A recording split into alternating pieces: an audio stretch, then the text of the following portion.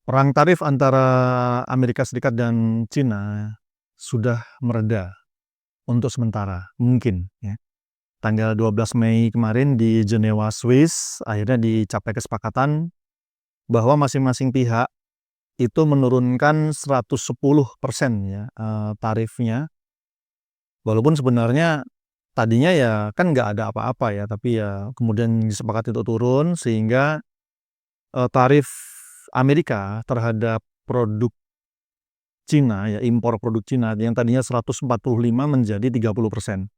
Dan kemudian tarif Cina terhadap impor dari Amerika yang tadinya 125% menjadi tinggal 10% dan itu berlaku selama 90 hari. Apakah ini akan berlanjut atau tidak?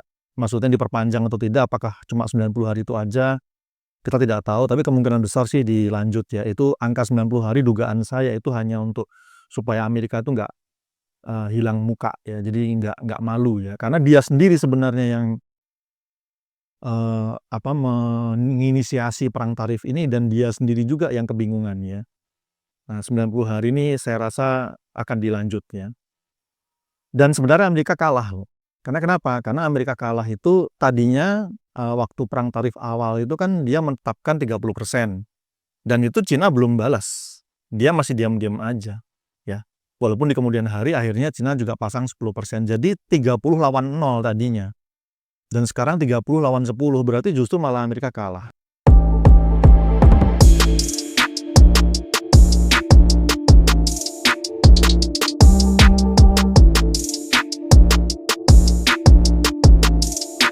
Baik, Amerika dan Cina ini posisinya sudah mereda ya perang tarif di antara mereka. Tetapi secara garis besar Amerika tuh sebenarnya secara teknis terutama ya, itu sebenarnya sudah habis ya.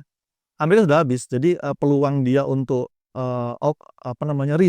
reshoring ya untuk menarik kembali industri-industri yang tadi di mana-mana itu untuk kembali ke Amerika itu udah kecil, kemungkinannya kecil ya.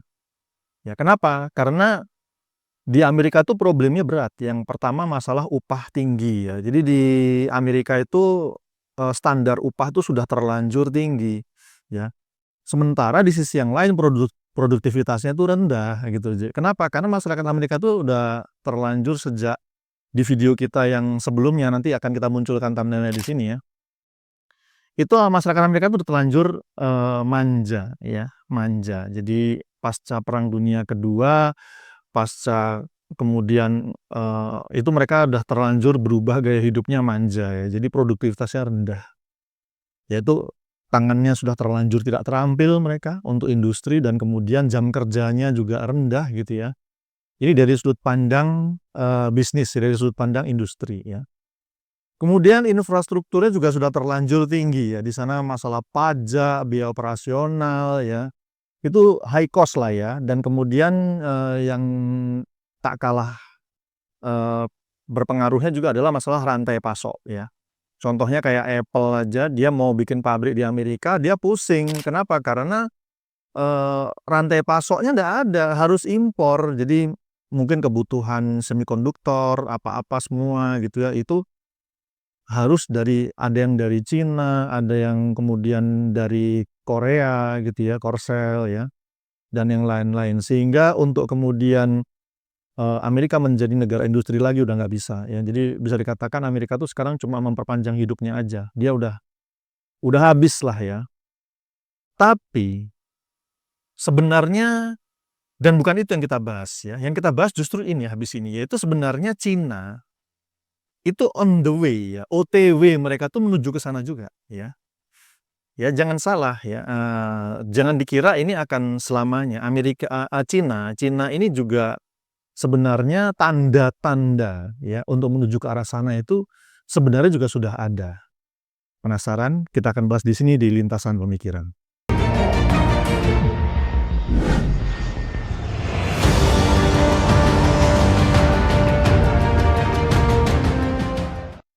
Fingers, sebagaimana kita tahu sejak zaman Deng Xiaoping ya, itu sekitar 1970-an lah ya. itu Cina itu sudah berubah ya. Cina tidak lagi menjadi negara yang menerapkan sosialisme secara murni ya. Jadi ideologinya itu sebenarnya sudah berubah ya. Jadi bisa dikatakan switching, sudah dari yang tadinya komunisme, sosialisme, menerapkan bahkan Marxisme, Leninisme di zamannya Mao Zedong, saya nggak tahu bacanya gimana. Ada yang bilang Mao Cetung gitu ya bacanya, tapi saya ya sudahlah itu yang penting thinker sekalian paham ya maksudnya. Di zamannya Mao Zedong itu kan mereka sosialisme, komunisme full ya, murni. Tapi sejak zamannya Deng Xiaoping itu berubah. Ada ucapan Deng Xiaoping itu yang sangat terkenal, yang menandakan itu. Dia mengatakan bahwa tidak masalah apakah kucing itu berwarna hitam atau berwarna putih. Ketika dia bisa menangkap tikus, maka itu adalah kucing yang berguna. Itu ucapannya Deng Xiaoping ya. Artinya apa? Dia ingin mengatakan bahwa nggak ada urusan sosialisme, kapitalisme. Pokoknya kalau itu berguna buat rakyat, maka itu akan diterapkan. Nah, tetapi belajar dari apa yang terjadi di Barat, sepertinya Cina ini menerapkan kapitalisme ini secara hati-hati ya. Sehingga dengan kata lain, Cina ini kalau kita bikinkan ini ya, persamaannya itu Cina itu adalah kapitalisme yang dikombin dengan tangan besi ya, tangan besi ala komunisme, sosialisme ya. Jadi kontrol masyarakatnya itu benar-benar masih ya, yaitu menggunakan tangan besi, menggunakan partai ya PKT-nya itu ya, yang itu mengendalikan rakyat supaya satu suara ya, seperti itu. Tetapi yang diterapkan ini secara ekonomi itu adalah kapitalisme. Nah, yang mana artinya apa? Sesuai namanya kapitalisme ya, yang mana ini artinya ada suatu sistem yang itu menghamba, melayani atau menservis para pemilik kapital ya, sesuai namanya kapitalisme, sesuai namanya ya, pemilik kapital. Artinya apa? Investor ya. Yang mana itu artinya apa? Yang itu artinya pemerintah Cina itu benar-benar menyiapkan segala sesuatu yang itu bisa membuat para investor tuh senang ya. Senang berinvestasi di negaranya ya. Itu apa? Ya infrastruktur, semua apa yang dibutuhkan. Awalnya 1-2 perusahaan mencoba invest di Cina, ternyata bagus ya. Akhirnya terus ya, lama-lama apa, perusahaan-perusahaan Amerika itu pabriknya pun mulai satu persatu dipindah, yang tadinya di Amerika pindah ke Cina. Nah, ini kan awal permasalahannya kenapa Trump itu ingin mengembalikan lagi kan itu ya. Nah, kembali ke Cina ya, eee, suasana yang sangat kondusif, nyaman ini ya buat para investor ini sesuatu yang memang, sangat dibutuhkan ya oleh mereka ya. Sehingga mereka bisa berbisnis ya, kemudian tanpa ada banyak permasalahan ya. Yang misalnya apa, orang mau bikin pabrik di sana, tinggal bilang dia butuh lahan seberapa luas itu disediakan.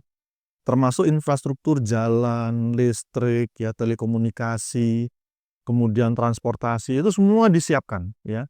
Kemudian butuh SDM berapa banyak ya, itu negara akan terlibat menyiapkan ya, kemudian termasuk setting gajinya berapa, itu semua sudah diatur ya. Dan sekali lagi seperti tadi dikatakan, ini kapitalisme plus tangan besi. Artinya apa? Setelah semua sudah ditetapkan, tangan besi yang bicara. Jadi ini ya, apa yang terjadi ini sebenarnya buat rakyat itu dia menjadi rakyat tidak punya bargaining position sama sekali ya. Dengan kata lain apa? Dengan kata lain, dia ambil atau tinggalkan. Cocok nggak dengan gaji segitu? Cocok nggak dengan jam kerja segitu? Seperti yang sudah kita singgung juga di video yang sebelumnya, 996 ya. Dari jam 9 pagi sampai 9 malam dan kerja 6 hari ya. Yang artinya tuh dalam seminggu itu ada 72 jam kerja ya. 12 kali 6 ya, 72 jam kerja. Dengan gaji yang juga ditetapkan ya. Tangan besi diterapkan. Artinya apa? Sampai ada demo, hilang dia. Jadi kayak kasus kemarin di Cirebon ya, PT Yihong atau apa itu ya, yang kemudian ada demo buruh ya, dan itu kalau seandainya terjadi di Cina, itu sudahlah, itu penggerak-penggeraknya tuh hilang, udah hilang, ya. Sehingga akhirnya apa? Sehingga akhirnya yang terjadi adalah para buruh tadi itu satu, yang penting kerja. Mereka sudah tidak punya opsi lain, karena kalau tidak kerja, mereka tidak punya penghasilan, maka untuk biaya hidup mereka sudah tidak bisa. Karena memang Cina sudah berubah, tidak lagi sosialisme komunis seperti dulu, yang itu ada jatah-jatah segala macam. Jadi rakyat harus mencari uang, harus kemudian berproduksi ya. Dari situ dia mendapatkan hasilnya untuk kemudian biaya hidupnya. Jadi satu itu yang penting kerja. Nah, situasi ini diperparah dengan apa? Dengan masyarakat Cina itu sendiri itu terbentuk opini, yaitu apa? Kalau ada laki-laki kok dia tidak bekerja, pengangguran di rumah, itu pasti akan mendapatkan sanksi sosial yang luar biasa. Sehingga kemudian apa? Untuk menghindari itu semua, yang penting kerja, begitu ya. Nah, tapi rupanya apa? Rupanya yang terjadi sekarang, nanti kita akan jelaskan ya, itu persaingan luar biasa ya terjadi. Seorang yang bekerja itu dia merasa tidak aman ya. Kenapa? Karena dia mudah diganti. Kan orang yang cari kerja itu kan banyak sekali ya. Sehingga dia harus benar-benar berprestasi, kerja gila-gilaan. Kalau sampai dia itu dianggap tidak berprestasi, dia akan digeser oleh orang lain, layoff. Ya, itu sangat mudah terjadi. Bahkan kemarin di YouTube saya lihat ada karyawan yang dia itu dipecat, diberhentikan hanya gara-gara apa? Gara-gara dia pulang terlalu cepat 1 menit ya. Hanya gara-gara itu yang tadi 996 itu, dia pulangnya terlalu cepat 1 menit ya. Saya nggak tahu apa sebabnya, kenapa dia melakukan itu, dan dia melakukan itu selama 6 hari berturut-turut, hanya 1 menit. Tidak ada peringatan, tidak apa-apa, dia dipecat gitu ya. Walaupun dia kemudian menggugat di pengadilan. Cuma ini menunjukkan, loh, yang menggugat pengadilan itu kan nggak banyak orang berani di Cina, ya.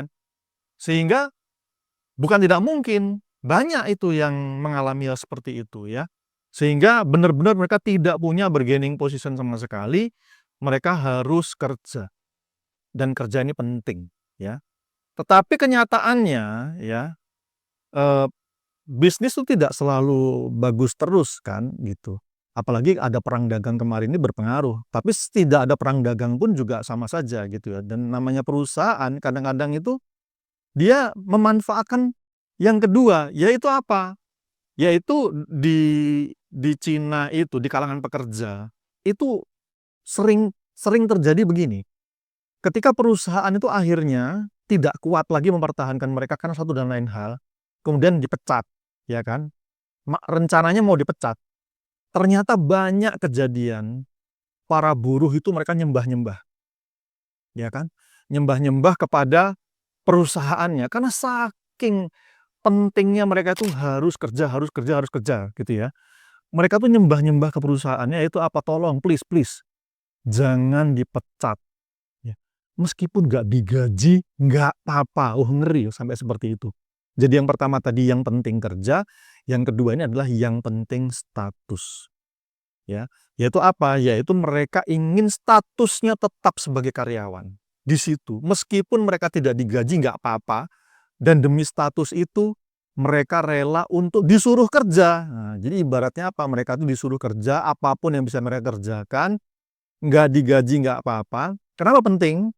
Karena begini, ini terkaitnya sama asuransi. Karena sebagai karyawan sebelumnya, mereka kan asuransinya sudah ditanggung oleh negara, ya kan?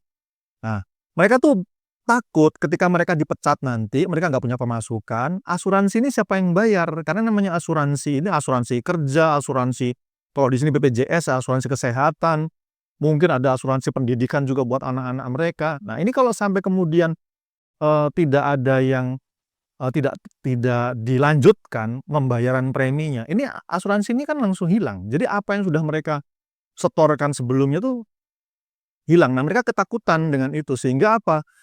Mereka nggak digaji nggak apa-apa, yang penting perusahaan tetap membayar asuransi mereka ya, membayar asuransi. Nggak digaji nggak apa-apa. Sehingga apa, kalau sakit ada jaminannya, untuk pendidikan dan seterusnya, kesehatan itu, keamanan kerja itu tetap ada jaminannya ya, tetapi nggak digaji. Ngeri kan? Nah, bahkan lebih parah lagi. Yang ketiga, yang penting gaya ya. Kenapa? Karena faktanya tetap aja ada akhirnya yang dipecat ya. Dipecat karena perusahaan memang sudah nggak sanggup beneran ya. Akhirnya apa? Yang penting gaya. Nah, yang penting gaya ini apa? Orang ini dia itu pulang ke rumah ngaku ke orang tuanya, ke tetangganya kalau dia itu dipecat, nggak berani karena dia takut sama yang namanya sanksi sosial. Akhirnya apa? Malah nyewa, dia itu nyewa kantor palsu. Ini banyak terjadi sekarang ini mulai di Cina ya. Jadi mereka tuh sampai ada jasanya tuh, ada aja jasa penyewaan kantor palsu. Yang mereka tuh harus keluar duit per hari mungkin 70 sampai 150.000 kalau dirupiahkan ya per hari. Mungkin tergantung seberapa bagusnya kantornya. Nanti di situ mereka dapat fasilitas berupa apa? Komputer yang itu bisa digunakan ya. Mereka mau browsing-browsing sambil cari pekerjaan baru atau gimana, atau menawarkan jasa bisnis jualan ya, jasa ya. Nah, atau apa terserah, sambil kemudian ngobrol-ngobrol sama, dan itu kantornya luas. Ya, ada ruangan itu komputer berderet-deret, jadi dia bisa selfie-selfie, foto-foto, bikin status buat orang tuanya, buat temennya, mungkin pacarnya, calon istri ya, atau kemudian tetangga ya, bahwa dia itu masih bekerja. Nah, ini betul-betul ngeri ya status keadaan di sana ya. Nah, bahkan lebih parah lagi sampai ada apa? Karena saking sudah susahnya nyari kerja, nah, karena gaya hidup masyarakat juga sudah tinggi, antara gaji sama apa yang harus mereka lakukan, yang mereka berikan dengan yang mereka dapatkan tuh mereka merasa itu tidak tidak sesuai lagi ya, atau tidak pantas. Akhirnya banyak orang Cina sana tuh yang kemudian mereka anak-anak muda-muda itu memilih istilah namanya full time children ya. Jadi bukan full time atau part time job, tapi ini full time children ya. Nah, kita akan bahas lebih lanjut, tapi saya ingin tahu kepada thinkers ya, kalian semua yang merasa senang dengan video ini, suka ya, jangan lupa like ya, subscribe, share, dan komen ya. Karena memang dari situ kita akan bisa tahu, oh, video-video seperti apakah sebenarnya yang kalian suka ya. Jadi jangan lupa. Oke, thinkers. Jadi pengangguran ini sesuatu yang mulai menjadi momok ya di Cina ya. Kita bisa melihat pengangguran di mereka yang dirilis oleh pemerintah mereka itu angkanya itu bervariasi, karena Cina itu sendiri negara tertutup ya. Informasi itu satu pintu dari negara, yang bagus-bagus aja yang dibocorin. Itu diprediksi antara 5 sampai 11% ya, pengangguran di sana. Ini kalau dikomparasi dengan Indonesia itu di angka sekitar 4,7% ya. Mungkin ada yang akan bilang, di Indonesia itu angkanya tidak sesuai dengan fakta. Iya, sama di Cina juga begitu, ya sama saja begitu ya. Sehingga okelah, sama-sama kita bicara angka, itu angka yang bisa kita sampaikan. Jadi seperti itu. Dan lebih ngerinya lagi apa? Itu kan angka pengangguran secara umum ya. Adapun kalau angka pengangguran spesifik ya untuk kalangan muda, itu lebih ngeri lagi. Yaitu bisa 17 sampai 20% kaum muda. Itu menunjukkan apa? Menunjukkan lapangan pekerja atau pasar lapangan pekerjaan di Cina itu menyusut. Ya.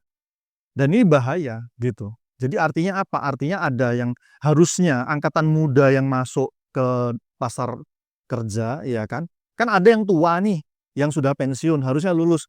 Kalau seandainya itu tetap saja, ya, itu harusnya tidak meningkat. Ini kan kalau kita lihat di kalangan muda itu sampai 17-20% nganggur. Berarti apa? Memang jumlah lapangan pekerjaan itu berkurang di Cina. Mungkin ada yang mengatakan, iya kan karena penduduknya kan bertambah. Lapangan kerja tetap, jadi prosentasenya yang nambah. Oh, salah ya. Yang terjadi justru di Cina itu sudah 3 tahun berturut-turut mengalami depopulasi ya. Tahun 2022 dibanding 2021 penduduknya berkurang 850.000 ya. Jadi hampir 1 juta berkurang. Tahun 2023 turun lagi, berkurang 2,8 juta, ya. Tahun 2024 berkurang lagi, jadi berkurang 1,39 juta. Jadi 3 tahun berturut-turut ini berkurang. Nah, harusnya kalau lapangan kerja itu tetap, ketika ini jumlah angkatan muda itu eh, berkurang karena populasinya itu berkurang, harusnya kan yang tadinya pengangguran jadi masuk semua. Ternyata enggak, malah meningkat. Berarti apa? Berarti eh, jumlah lapangan pekerjaan itu memang berkurang, dan inilah penyakitnya, ya. Karena sudah kita sampaikan tadi, di Cina diterapkan adalah kapitalisme plus tangan besi. Nah, kapitalismenya ini yang menjadi masalah, ya.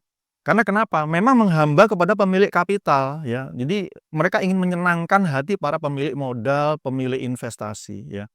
Yang mana pemilik investasi ini ternyata mengadu domba Cina dengan negara-negara yang lain.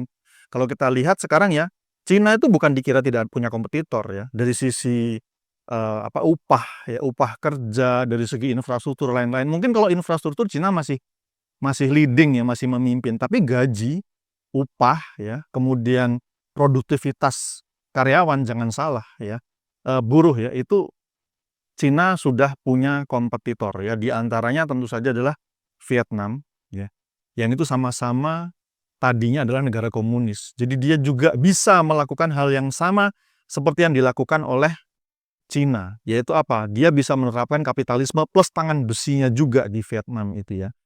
Kemudian ada Meksiko, ya, kompetitornya Cina, ya, yang akan merebut pasar tenaga kerja ini, ya. Jadi industri itu akan berpindah ke sana kemari, mereka diadu domba, ya. Kemudian ada India, jangan salah, ya. Apple ketika kemudian menghadapi perang tarifnya Trump kemarin ini, dia memutuskan Apple yang untuk pasar Amerika, ya, itu dipindah, bukan ke Amerika, ya. Seperti harapannya Trump, bukan, nggak akan mungkin, ya, itu nggak akan menarik, karena Amerika itu tidak tidak menarik, ya, buat industri, ya. Pindah kemana? Ke India, ya. Tapi Apple sendiri sudah punya itu pabrik di Vietnam, ya. Jadi eh, ini mulai seperti itu, ya. Nah, kemudian kemarin ada lagi tuh, ya. Bagaimana pengusaha Cina sendiri? Tadi kan itu Apple kan perusahaan milik Amerika. Sekarang bagaimana dengan pengusaha Cina sendiri? Dia malah membuat pabrik besar di Kanada. Ada di Kanada itu namanya Canadian Royal Milk. Nah, pabrik susu, ya, terbesar, ya, di Kanada, namanya Canadian Royal Milk. Itu hasil investasi dari pengusaha Cina, ya. Mereka bukan bikin pabrik di Cina, bukan bikin pabrik di mana-mana, bikin pabrik di Kanada, ya. Nah, jadi ini adalah contoh-contoh Cina akan mengalami hal yang sama seperti yang dialami Amerika saat ini, ya. Itu mengalami deindustrialisasi, walaupun mungkin tidak separah Amerika, tapi ini akan terjadi pertarungan, ya. Pertarungan karena kompetitornya luar biasa. Jangan salah juga, ada robot, ya. Di Cina tuh sekarang sudah mulai robot AI itu, ya. Itu akan menjadi kompetitor bagi para buruh itu. Karena yang tadinya cuma begini, masukin gini, itu nanti semua akan dikerjakan oleh robot AI yang mereka bisa bekerja 24 jam dan tidak mengeluh, ya. Nah, jadi maksud saya ingin menyampaikan bahwa ini bukan tidak mungkin, ya. Cina saat ini dia melejit itu adalah karena dia itu mengalami apa yang dialami oleh Amerika tahun 1875. Di video yang yang kedua kalau nggak salah, yang nanti akan kita munculkan thumbnailnya di sini, itu kita sudah bahas itu. Amerika tuh juga begitu, industrialisasi luar biasa, ekonominya luar biasa, moncer gitu, ya. Tapi akan ada masa, ya, di mana, dan ini sudah terjadi di Cina, ya, yaitu apa? Negaranya itu, industrinya itu bergerak ke arah industri mulai eh, teknologi tinggi, ya. Mulai teknologi tinggi yang itu gajinya tinggi. Tapi bagaimana dengan yang di bawah-bawah ini? Nah, ini, ya. Jadi terjadi mulai perlahan itu pergeseran industri, ya. Dan inilah yang dialami oleh Amerika. Amerika tuh lihat pabrik perusahaan yang bagus-bagus, ya, itu cuma kayak merakit saja, gitu. Mereka yang mendesain, mereka yang kemudian punya idenya, tapi pabriknya di Cina. Nah, sekarang itu sudah mulai terjadi, gitu, ya. Jangan salah, ya. Jadi itu Kita lihat aja kalau Amerika dia itu 100 tahun ya, habis ya. Tadinya tahun 1870, mungkin kita munculkan lagi ya ini, tabelnya ya, grafik. Tahun 1870, 75 itu naik, ya kan.